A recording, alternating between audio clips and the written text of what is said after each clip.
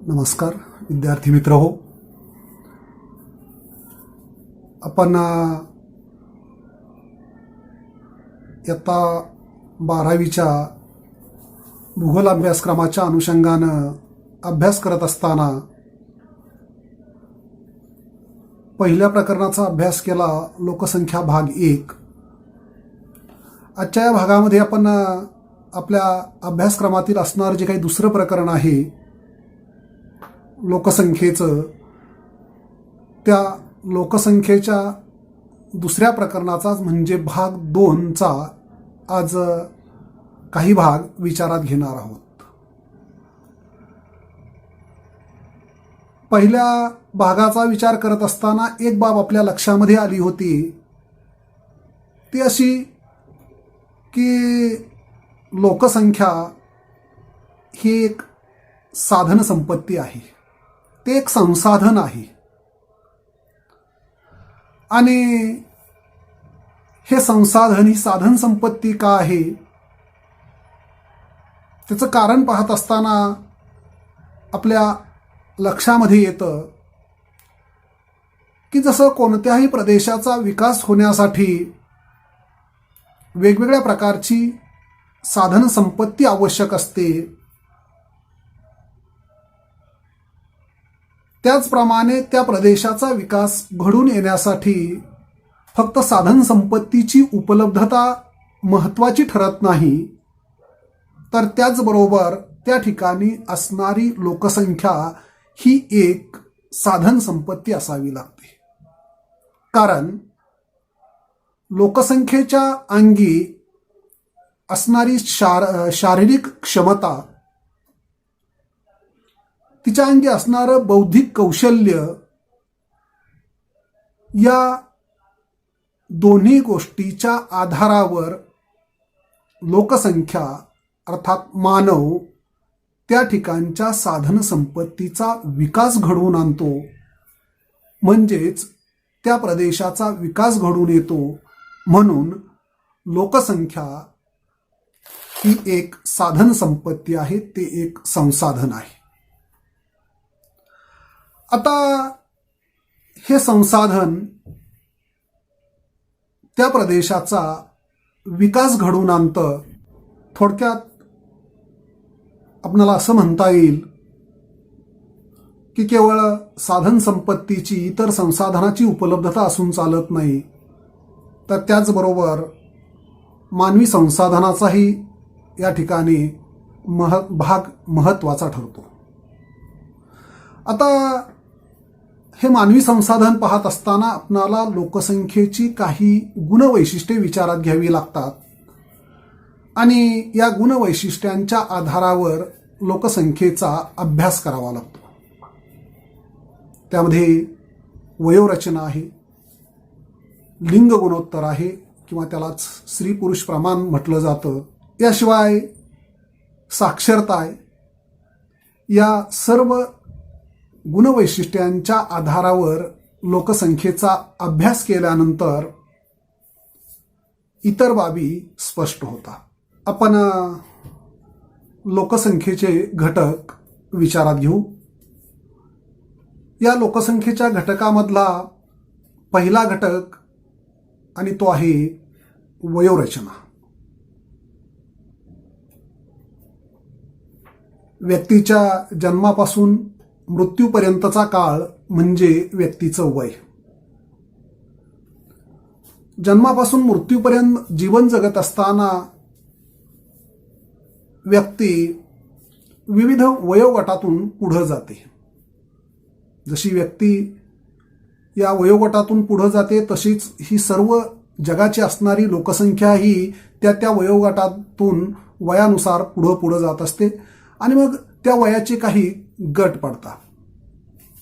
उदाहरणार्थ अर्भकांचा वयोगट, बालकांचा वयोगट, कुमार गट,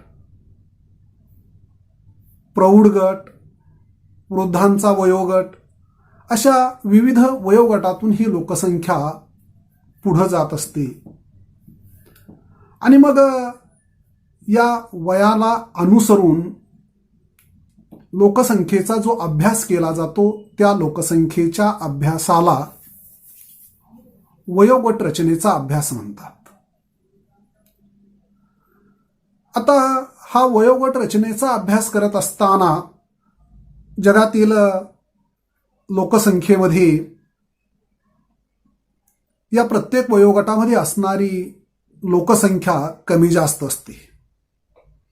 त्याचबरोबर जगातील वेगवेगळ्या देशामध्ये आपण गेल्यानंतर त्या देशातील वयोगटामध्ये किंवा विविध प्रकारच्या वयोगटामध्ये असणारी लोकसंख्या सुद्धा वेगवेगळी असते आणि याच वयोगटाचा आपणाला या ठिकाणी विचार करायचा आहे. आता हा विचार करत असताना एकूण लोकसंख्येमध्ये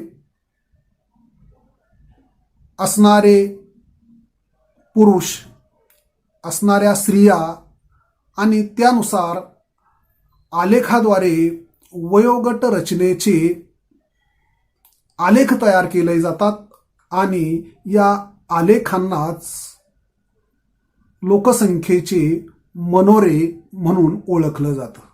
वयोगट रचनेचे मनोरे तयार करत असताना किंवा आलेख तयार करत असताना आलेखामध्ये मध्यावर वाय हा उभा अक्ष घेतला जातो आणि या उभ्या अक्षावर वयाचे गट लिहिले जातात. ते लहान वयापासून वयानुसार हे गट वरच्या बाजूनं वाढत जातात.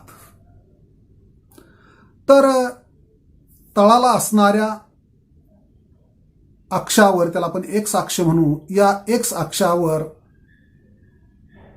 आलेखाच्या डाव्या बाजूला पुरुषांची संख्या दाखवलेली असते, तर उजव्या बाजूला स्त्रियांचं प्रमाण दिलेलं असतं आणि हे प्रमाण यामध्ये टक्केवारीमध्ये दिलेलं असतं. आणि मग त्यानुसार तळाकडून, आलेखाच्या तळाकडून वरच्या दिशेनं चढत्या वयोगटानुसार त्या वयोगटामध्ये असणारी स्त्रियांची आणि पुरुषांची संख्या त्यामध्ये दाखवलेली असते. असे जे हे आलेख असतात, या आलेखांनाच आपण मगाच पाहिलं की त्याला लोकसंख्येचे मनोरे म्हणतात आणि या मनोऱ्याचा या ठिकाणी अभ्यास केला जातो. भौगोलिकदृष्ट्या लोकसंख्येच्या वयोरचनेचा अभ्यास करत असताना ढोबळमानानं वयोगट रचनेचे 3 गट पाडले जातात. त्या 3 गटामध्ये पहिला जो वयोगट असतो, ज्याला बालवयोगट असं म्हटलं जातं, तो 0 ते 15 वर्षापर्यंत. दुसरा वयोगट 15 ते 59 वर्षापर्यंत आणि तिसरा वयोगट असतो तो 60च्या पुढच्या वयाचा असणारा तो वयोगट असतो. आता या 3 वयोगटांचा अभ्यास करत असताना पहिला म्हणजे 0 ते 15 पर्यंतचा असणारा वयोगट आणि 60च्या नंतरचा पुढचा असणारा वयोगट, या 2 वयोगटामध्ये असणारी लोकसंख्या ही अवलंबित लोकसंख्या मानली जाते. आता हिला अवलंबित का म्हणायचं, तर जीवन जगत असताना अनेक बाबींसाठी ही लोकसंख्या दुसऱ्या वयोगटावर अवलंबून असते आणि तो दुसरा वयोगट म्हणजेच 15 ते 59 वर्ष वयापर्यंतचा वयोगट. आणि हा जो वयोगट असतो, या वयोगटातील लोकसंख्या कार्यकारी लोकसंख्या किंवा करती लोकसंख्या म्हणून ओळखली जाते. आणि हे 2 वयोगट म्हणजे पहिला बालवयोगट, पुढचा वृद्धांचा वयोगट, हे दोन्ही वयोगट या कार्यकारी लोकसंख्येवर म्हणजे या मधल्या वयोगटावर अवलंबून असतात. आता जेव्हा आपण जगातल्या वेगवेगळ्या देशांकडे जातो तेव्हा जगातील वेगवेगळ्या देशांमध्ये असणारी जी लोकसंख्या आहे, वयोगटानुसार जेव्हा तिचा आपण अभ्यास करतो तेव्हा जर एखाद्या देशातील 0 ते 15 आणि 60 वर्षाच्या पुढच्या वयोगटामध्ये लोकसंख्या जर जास्त असेल तर तो देश विकासाच्या दृष्टीनं कदाचित पाठीमागे असलेला दिसू शकतो, राहू शकतो. याउलट ज्या देशाची करती लोकसंख्या, कार्यकारी लोकसंख्येच्या वयोगट हा जास्त लोकसंख्येचा असतो, तेव्हा मात्र तो देश आर्थिकदृष्ट्या विकसित होऊ शकतो, कारण करत्या लोकसंख्येचं प्रमाण त्या ठिकाणी जास्त असतं. म्हणजेच एखादा देश विकसित आहे अविकसित आहे हे या वयोगट रचनेच्या अभ्यासावरून आपणाला सहज लक्षात येतं. त्याच्याही पुढे जाऊन जर आपण पाहिलं तर जो 60च्या नंतरचा वयोगट आहे, या वयोगटाची लोकसंख्या एखाद्या देशाची जास्त असेल तर त्या देशामध्ये मोठ्या प्रमाणात मेडिकल सोयीसुविधा निर्माण कराव्या लागतात, त्यावर होणारा खर्चही जास्त असतो. अशा अनेक बाबी आपणाला वयोगट रचनेवरून सहज लक्षात येतात आणि त्या अभ्यासता येतात. आता आपण हे जे वयोगट रचनेचे मनोरे आहेत त्या मनोऱ्यांचा विचार करू, ते समजावून घेण्याचा प्रयत्न करू. वयोगट रचनेचे जे मनोरे तयार केले जातात अभ्यासासाठी, त्यामध्ये त्याचे साधारणपणे 3 प्रकार पडतात. त्यातला पहिला जो प्रकार आहे तो आहे विस्तारणारा किंवा विस्तारलेला मनोरा.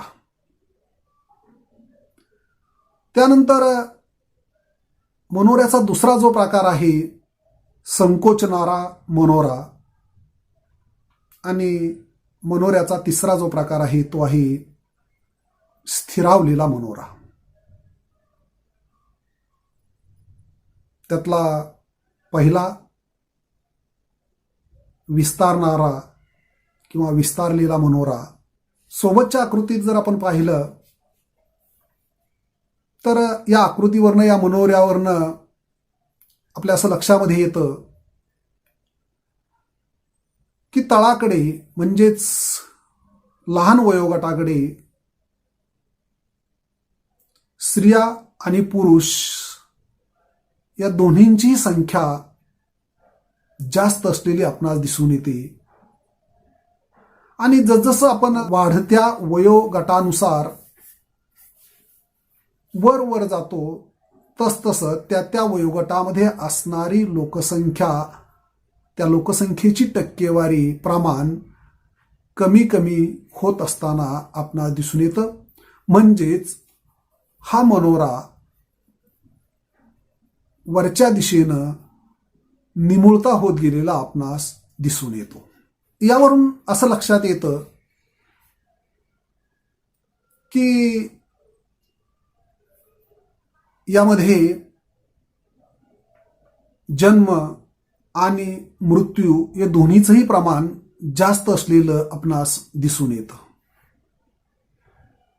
जगातील काही देशामध्ये लोकसंख्येची अशी परिस्थिती असलेली आपणास दिसून येते. त्यानंतर आपण दुसऱ्या मनोऱ्याकडे जाऊ, आणि तो दुसरा मनोरा आपल्याला सोबतच्या आकृतीमध्ये दिसतो आहे. या आकृतीचं जेव्हा आपण निरीक्षण करतो तेव्हा आपल्या लक्षामध्ये येतं या मनोऱ्यामध्ये तळाकडचा जो भाग आहे तो संकुचित असलेला दिसून येतो. तर वरच्या दिशेनं जात असताना हा काही प्रमाणात विस्तारलेला आहे. याचा अर्थ असा की वरच्या वयोगटामध्ये म्हणजेच वृद्ध वयोगटाकडे या ठिकाणी लोकसंख्या जास्त असलेली दिसून येते. तर मधल्या भागामध्ये असणारा जो आलेख आहे त्यामध्ये तो संकुचित झालेला आहे. याचा अर्थ जी करती लोकसंख्या आहे, तरुणांची लोकसंख्या आहे, ही अशा देशामध्ये कमी आहे. असा निष्कर्ष निघतो. यामध्ये जन्मदर कमी आहे, मृत्यूदरही कमी आहे आणि अशा प्रकारचा हा जो मनोरा असतो त्या मनोऱ्याला संकोचणारा मनोरा असं म्हटलं जातं. त्यानंतर तिसऱ्या अवस्थेकडं म्हणजेच तिसऱ्या मनोऱ्याकडं आपण जाऊ आणि तो तिसरा मनोरा आहे स्थिरावलेला मनोरा. आता हा मनोरा काय दाखवतो तर सोबतच्या आकृतीवरून ते आपल्या लक्षामध्ये येईल. या मनोऱ्यामध्ये जे काही वयोगट दाखवलेले आहेत त्या प्रत्येक वयोगटाची टक्केवारी जवळपास समान असलेली आपणास दिसून येते. म्हणजेच काय तर या अवस्थेमध्ये जन्मदर आणि मृत्यूदर हे दोन्हीही बरेचसे कमी झालेले असतात आणि हे दोन्ही नियंत्रणात असल्यामुळं किंवा दोन्ही खूपच कमी झाल्यामुळं या ठिकाणी असणारी लोकसंख्येची वाढ ही अतिशय नगण्य असते, खूप कमी असते. असा यामधून हा निष्कर्ष निघतो. एकूणच वयोगट रचनेच्या अभ्यासावरून किंवा या मनोऱ्यांच्या अभ्यासावरून आपल्या असं लक्षामध्ये येतं की वयोगट रचनेचा अभ्यास हा अतिशय महत्त्वाचा आहे. कारण कोणत्या देशामध्ये कोणत्या वयोगटात लोकसंख्येचं प्रमाण जास्त आहे किंवा कमी आहे ते आपल्याला समजून येतं. जेव्हा एखाद्या देशाची करती लोकसंख्या जास्त असते तेव्हा तो देश मोठ्या प्रमाणात विपुल प्रमाणात मनुष्यबळ पुरवठा करणारा देश म्हणून पाहिला जातो. बऱ्याच वेळा जागतिक पातळीवर भारतासंदर्भात असं म्हटलं जातं की भारत हा तरुणांचा देश आहे. हा तरुणांचा देश आहे. का तरुणांचा आहे तर देशातील 15 ते 60 वर्ष वयोगटातील लोकसंख्येचं प्रमाण जास्त आहे. म्हणजेच इथं करती लोकसंख्या जास्त आहे. म्हणजेच भारत देश जगाला आवश्यक असणारं मनुष्यबळ, ज्याला कार्यकारी लोकसंख्या आपण म्हणतो, ते मनुष्यबळ पुरवू शकतो असा यातून निष्कर्ष निघतो. या बाबी वयोगट रचनेच्या अभ्यासावरून स्पष्ट होतात. या मनोऱ्यावरून त्या लक्षात येतात. आता आपण पुढं आणखी लोकसंख्येचं एक वैशिष्ट्य विचारात घेऊ आणि ते आहे लिंग गुणोत्तर किंवा त्यालाच लिंग प्रमाण किंवा स्त्री पुरुष प्रमाण असं म्हटलं जातं.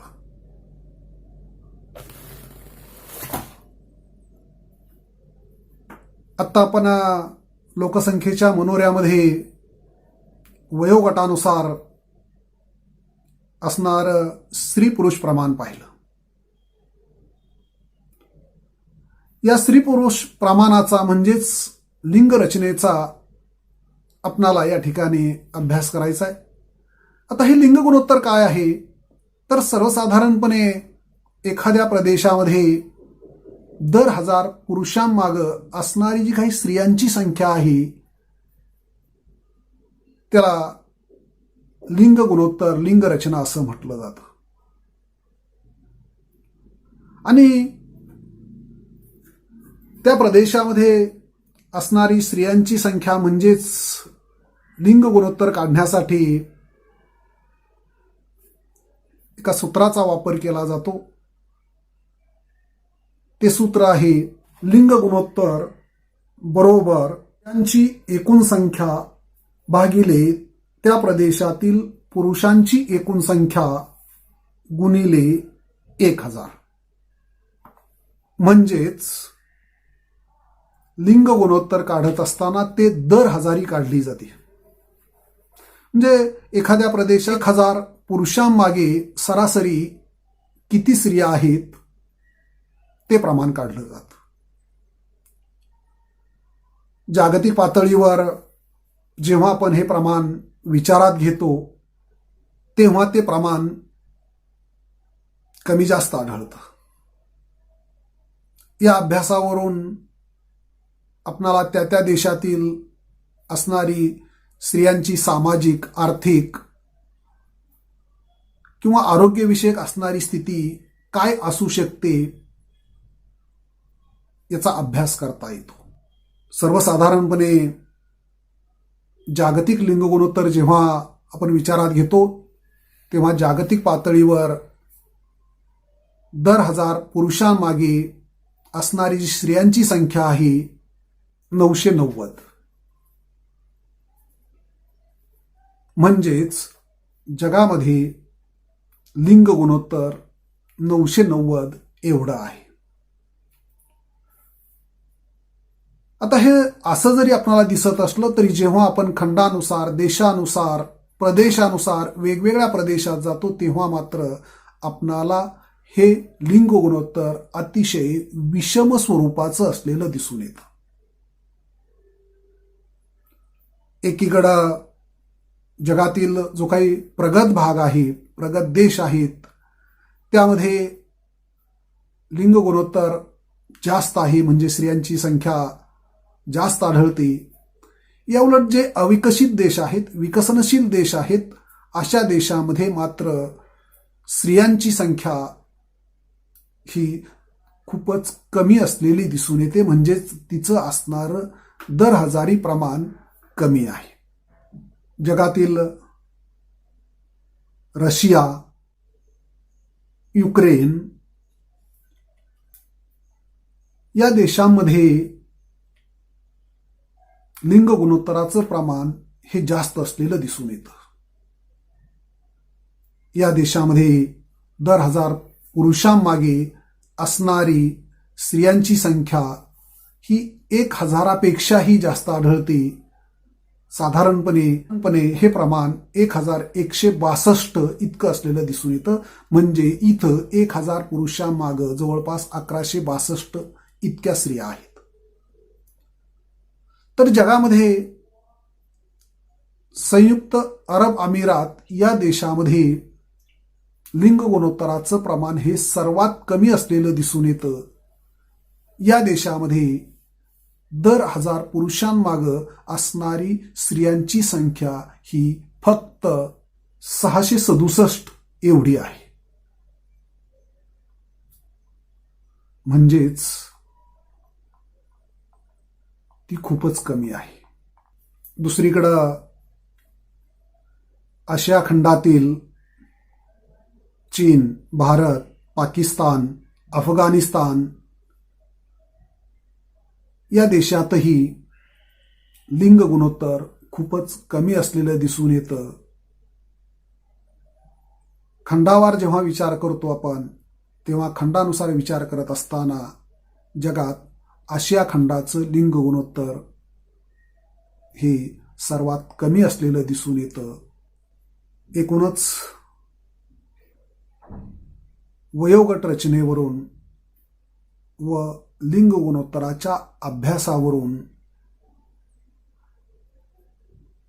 विविध प्रकारचे निष्कर्ष काढता येतात. भविष्यामध्ये आवश्यक असणाऱ्या सोयी सुविधा निर्माण करत असताना त्याचं नियोजन करणं या अभ्यासावरून सहज शक्य होतं. जगातील स्त्रियांची स्थिती, वृद्धांची स्थिती,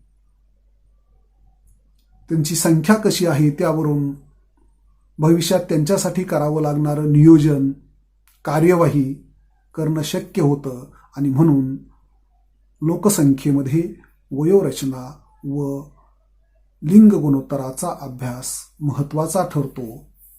हेच आज आपण आजच्या या चर्चेमधून शिकलो. आज इथंच थांबू. धन्यवाद.